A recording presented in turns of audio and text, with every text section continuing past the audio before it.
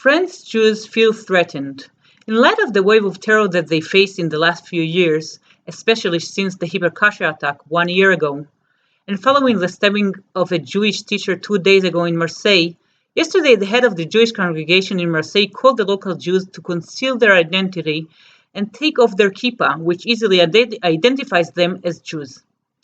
What should we do on tough times like that? Hide? Or rise and say, "Here we are, proud Jews," despite the danger? So, in a first look, in the fourth part of the Parashat Bo, it seems like the second option is the one that they should be choosing. Hashem, God, tells Moses and Aaron in Exodus 12, verse 3, "Speak ye unto all the congregation of Israel, saying, In the 10th day of this month they shall take to them every man a lamb for a household." The taking of the lamb is not just a random choice. The children of Israel are ordered to take specifically the lamb because it was the idol that the Egyptians worshipped.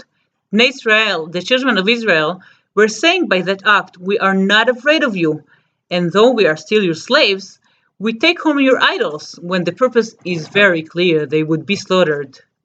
At a glance, one might learn from here that yes, we should face our enemies and not hide our identity. Even though it was against the Egyptians, an act that may sound a little bit dangerous, they still did it. So, does that mean they should leave their kippah visible there in Marseille? Should they deliberately mark themselves as Jews when bloodthirsty terrorists might be on the streets? Just a few verses later, we get the answer. We seem to get an answer. Verse number 7 says, "And they shall take off the blood and put it on the 2 side posts and on the lintel, upon the houses wherein they shall eat it." It sounds like the continuing of teasing the Egyptians. Not only the children of Israel slaughtered the lamb, they took its blood and put it on the side posts and the lintel. But knowing how houses were used to be built back then sheds a whole new light on the picture. Because those days, they used to live inside courtyards, where in each courtyard would be several houses together. Each courtyard would be surrounded by a wall and a gate.